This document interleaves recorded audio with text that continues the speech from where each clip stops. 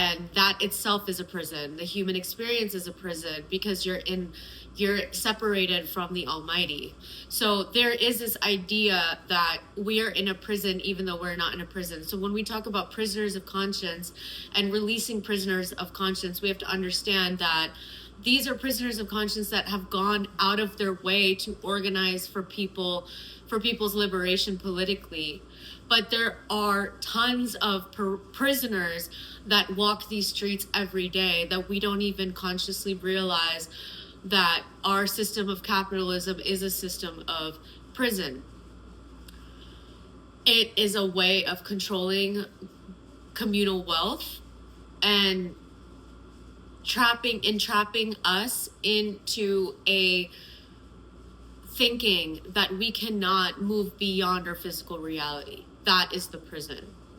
That is the thing that is the wisdom I have learned from living in Harlem the last few years, is that the mind is the fundamental prison. And Black people have known this forever because they've been in prisons, literally, through enslavement, and then afterwards through the incarceral system, being disproportionately incarcerated, and then finally through the ghettos and the segregation of the ghettos. There's an understanding that Black folks have about what imprisonment means. And one other thing I'll mention is I was reading the New York War Crimes. It's a parody of the New York Times, and it highlights the war crimes happening globally and the way New York City or the United States is contributing to them.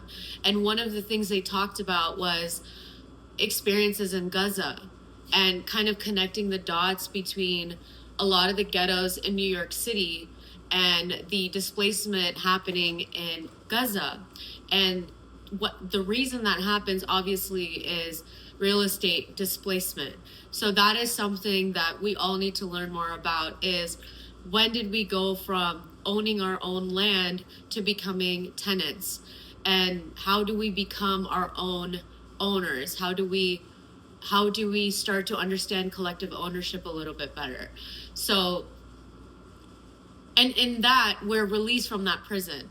We're released from the prison of the landlord.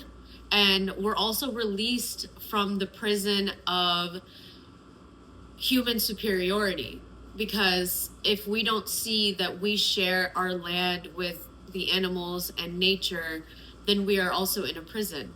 We have put the animals in a cage by separating them from our world. And we've put ourselves in a cage by separating ourselves from the natural world.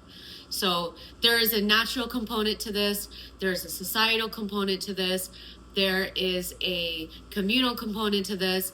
And then I think there's a family component of prison. And then there's a mental component of prison. And they all exist.